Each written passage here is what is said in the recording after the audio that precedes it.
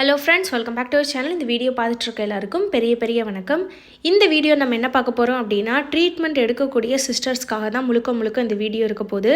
Follicular study and IUI treatment வந்து பேபிக்காக try பண்ணுறவங்க செய்யும்போது அது கூடவே என்னென்ன மாதிரி விஷயங்கள்லாம் ஃபாலோ பண்ணிங்கன்னா உங்களுக்கு சக்ஸஸ் ஆகிறதுக்கு நிறைய வாய்ப்பு அப்படின்றத பற்றி பார்க்க போகிறோம்.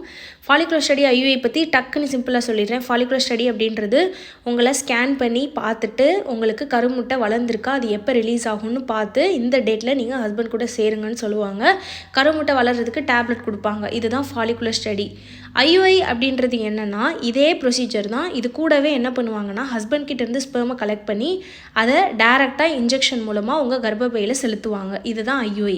இது ரெண்டுமே ரொம்ப பேசிக்கான ப்ரெக்னென்சி ட்ரீட்மெண்ட் பண்ணக்கூடியது தான்.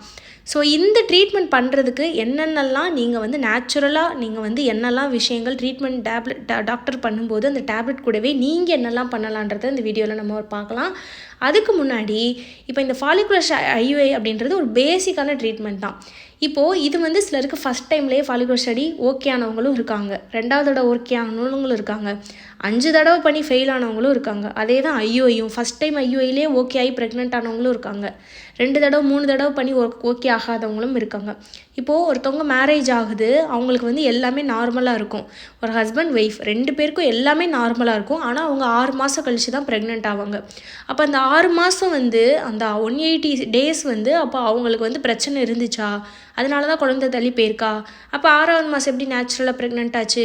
அதே மாதிரி தான் ஃபாலிகுலர் ஸ்டடி ஐயுஐ பண்ணும்போது உங்களுக்கு எல்லாம் சரியாக இருந்தாலும் 2-3 தடவை மிஸ் ஆகிறது ரொம்ப நார்மல். அதுக்காக பயப்பட ரொம்ப இப்போ ட்ரீட்மெண்ட் எடுத்தும் இப்படி ஆயிடுச்சு அப்படின்லாம் நினைக்கக்கூடாது. மோட்டிவேட் பண்ணி உங்களை நீங்களே தைரியத்தில் நீங்கள் ட்ரை பண்ணிக்கிட்டே இருக்கணும். ஸோ வேறு என்னெல்லாம் பண்ணலாம் அப்படின்னு பார்த்தீங்கன்னா, ஃபஸ்ட்டு ஃபாலிகுலர் ஸ்டடி ஐயுஐ பண்ணுறதுக்கு முன்னாடியிலேருந்தே ஒரு 2 மாதத்துக்கு முன்னாடியே நீங்கள் பிளான் பண்ணணும். இப்போ 2 மாதம் கழித்து நான் ஃபாலிகுலர் ஸ்டடி பண்ண போகிறேன் அப்படின்னா இப்போ இருந்தே நீங்கள் சில விஷயங்கள் பண்ணணும். அதில் ரொம்ப முக்கியம் ஃபோலிக் ஆசிட் டேப்லெட் அண்டு உணவுகள் எடுத்துக்கணும். எதுக்கு அப்படின்னா, இப்போ ரொம்ப இரகுலர் பீரியட்ஸ் பிசிஓடி இருக்கிறவங்களுக்கு, இல்லைனா நேச்சுரல் பீரியட்ஸ், அதாவது ரெகுலர் பீரியட்ஸ் இருந்தே பார்த்திங்கன்னா சிலருக்கு எக்கு க்ரோத் சுத்தமாக இருக்காது. ஸோ இந்த மாதிரி பிரச்சனை இருக்கவங்களுக்குலாம் பார்த்திங்கன்னா ஃபாலிகுலர் ஸ்டடியில் இன்ஜெக்ஷனுக்கு சம்டைம்ஸ் டேப்லெட் நம்மளோட பாடி ரியாக்ட் பண்ணாது. ஸோ இன்ஜெக்ஷன் டேப்லெட் போட்டாலுமே கருமுட்டை வளர்ச்சி ஓவுலேஷனில் பிரச்சனை இருக்கும், அண்டு குவாலிட்டிலையும் பிரச்சனை இருக்கும். அந்த மாதிரி இருக்கக்கூடியவங்க 2 மாதம் 3 மாதத்துலேருந்தே நீங்கள் ஃபோலிக் ஆசிட் டேப்லெட் ஃபுட் எடுத்துக்கிட்டீங்க அப்படின்னா உங்களுக்கு அந்த ஃபாலிகுலர் ஸ்டடியில் கருமுட்டை வளர்ச்சி ஓவுலேஷன் நல்லபடியாக நடக்கும். கூடவே அந்த வளரக்கூடிய எக்கு ஹெல்த்தான எக்காக இருக்கும். ஸோ நீங்கள் 2-3 மாதத்துக்கு முன்னாடியே நீங்கள் எடுக்க ஆரம்பிக்கும் போது உங்களுக்கு இந்த எக்கு க்ரோத் அண்டு அதோட குவாலிட்டியில் பிரச்சனை வரவே வராது.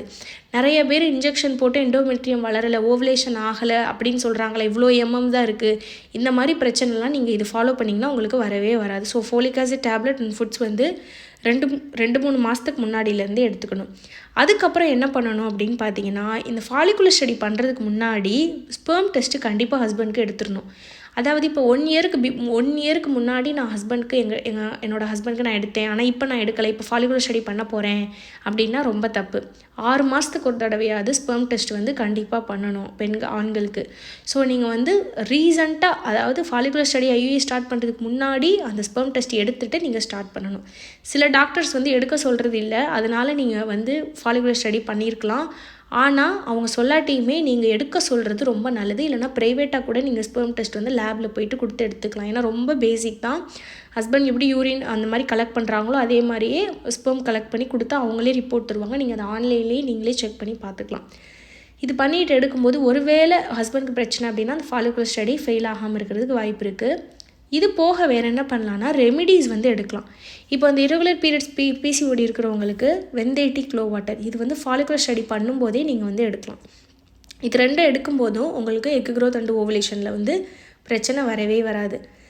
அதே மாதிரி ரொம்ப இரகுலர் பீரியட்ஸாக இருக்கீங்க அப்படின்னா இந்த ஃபாலிகுலர் ஸ்டடி பண்ணுறதுக்கு முன்னாடி மாதம், அதாவது 1 மாதம் 2 மாதத்துக்கு முன்னாடி கலர்ச்சிக்காய், தண்ணீர் விட்டான் கிழங்கு, இல்லைனா கருஞ்சீரகம், வெந்தயம், ஓமம், இந்த 3 ரெமிடியில் ஏதாவது ஒரு ரெமிடி எடுக்கலாம். ஸோ இதுவுமே பார்த்திங்கன்னா அந்த இரகுலர் பீரியட்ஸை கிளியர் பண்ணுறதுக்கு, யூட்ரஸை கிளென்ஸ் பண்ணுறதுக்கு உங்களுக்கு ரொம்பவே ஹெல்ப் பண்ணும். இது போக வேறு என்னெல்லாம் இன்க்ளூட் பண்ணிக்கலாம் அப்படின்னா, யோகா அண்டு வாக்கிங் இது 2 பண்ணலாம். எக்ஸசைஸ் பண்ண வேணாம், ஹெவியான எக்ஸசைஸ் ட்ரீட்மெண்ட்டில் இருக்கவங்க பண்ண வேணாம். பட் வாக்கிங் ரொம்ப நல்லது. டெய்லி 30-40 மினிட்ஸ் வாக்கிங் பண்ணுறது மூலமாக உங்கள் யூட்ரஸ்க்கு வந்து நல்ல பிளட் சர்க்குலேஷன் ஆகி இம்ப்ளான்டேஷன் ஆகிறதுக்கு ரொம்பவே ஹெல்ப் பண்ணும். அண்டு மைல்டான மாட்ரேட்டான யோகா வந்து பண்ணலாம். யோகா பண்ணுறதும் உங்களோட யூட்ரஸ்க்கு பிளட் சர்க்குலேஷனும் ரொம்பவே ஹெல்ப் பண்ணும். ஃபுல் பெட் ரெஸ்ட்டில் இருக்கணும்னு அவசியம் இல்லை. ஐவிஎஃப் பண்ணுறவங்க மட்டும்தான் பெட் ரெஸ்ட்டில் நீங்கள் இருக்கணும். ஏன்னா அவங்களுக்கு வந்து முன்னாடியே வந்து எல்லாமே செக் பண்ணிடுவாங்க, கருவையே வளர வச்சு உள்ளே வச்சு பதிய வைப்பாங்க. ஆனால் மற்றவங்களுக்கு ஐயுஐ ஃபாலிகுலர் ஸ்டடிக்கெலாம் பார்த்தீங்கன்னா நீங்கள் பெட் ரெஸ்ட்டில் இருக்கணும்னு அவசியம் இல்லை. நீங்கள் கொஞ்சம் வாக்கிங், இந்த இந்த யோகா இதெல்லாம் நீங்கள் ரெகுலராக, அதாவது ஆஃப்டர் ஓவலேஷன் பிஃபோர் ஓவலேஷன் ரெண்டுக்கும் சேர்த்து தான் நான் சொல்கிறேன், பண்ணும்போது உங்களோட எண்டோமெட்ரியம் வந்து ஹெல்த்தாக இருக்கும். ஸோ இது எல்லாமே ஃபாலிகுலர் ஸ்டடி பண்ணுறவங்க, ஐயுஐ பண்ணுறவங்க நீங்கள் பண்ணலாம். இது போக ஆஃப்டர் ஓவலேஷன் உங்களுக்கு வந்து லாங் ட்ராவலை கண்டிப்பாக அவாய்ட் பண்ணுங்கள். இப்போ ரீசெண்டாக கூட ஒரு கமெண்ட் பார்த்தேன். நான் வந்து ஐயுஐ நேற்று தான் பண்ணியிருக்கேன், நான் இன்றைக்கி ட்ராவல் பண்ண வேண்டியது இருக்குது, பண்ணலாமான்னு. முடிஞ்ச அளவு நீங்கள் வந்து 100% ட்ராவல் வந்து நல்லது கிடையாது. ஸோ ட்ராவல் பண்ணுறத முடிஞ்ச அளவு ரொம்ப முக்கியம், தவிர்க்க முடியலைன்னா நீங்கள் போய் தான் ஆகணும், அது வேறு. பட் ஃபாலிகுலர் ஸ்டடி பண்ணும்போது, ஐயுஐ பண்ணும்போது ட்ராவலை வந்து அவாய்ட் பண்ணுங்கள். அவுட் சைடு ஃபுட்டு வந்து அவாய்ட் பண்ணணும். அதே மாதிரியே இந்த ப்ரானு, கிராப், நண்டு, அதுக்கப்புறம் வந்து பார்த்திங்கன்னா நாட்டுக்கோழி சிக்கன், இந்த மாதிரி சூடு பாடியில் வந்து உஷ்ணம் உண்டு பண்ணக்கூடிய உணவுகளை வந்து ஆஃப்டர் ஓவலேஷன் தவிர்த்துருங்க.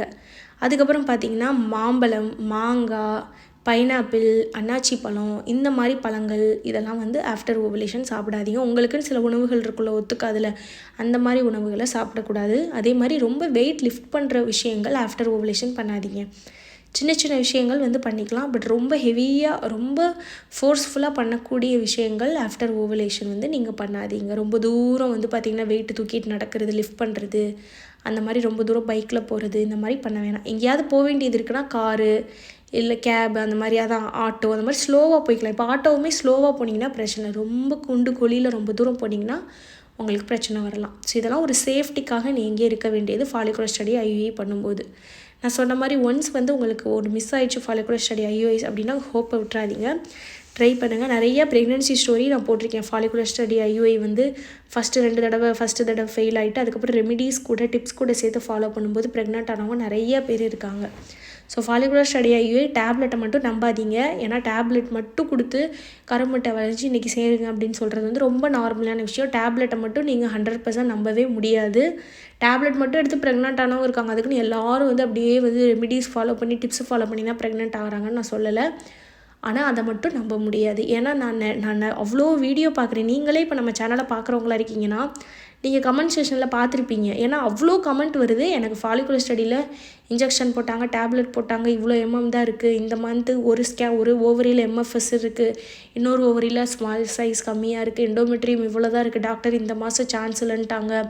அதுக்கப்புறம் பார்த்திங்கன்னா 20 நாள் வரைக்கும் வெயிட் பண்ணிட்டோம், கருமுட்டை வளரவே இல்லை, அடுத்த மாதம் பார்த்துக்கலான்னு சொல்லிட்டாங்க. இந்த மாதிரிலாம் எவ்வளோ கமெண்ட் நீங்களே பார்த்துருப்பீங்க. அப்படின்னா என்ன அர்த்தம்னா டேப்லெட் மட்டும் போதாது அப்படின்னு அர்த்தம். நீங்கள் போடுற உழைப்பும் உங்களுக்கு ஹெல்ப் பண்ணும். ஸோ இதுக்காக தான் இந்த வீடியோ. ஃபாலிகுலர் ஸ்டடி ஐயுஐ பண்ணுறவங்களுக்கு பேபி சக்ஸஸ்ஃபுல்லாக ஓகே ஆகணும் அப்படின்னு நானும் வேண்டிக்கிறேன், விஷ் பண்ணிக்கிறேன்.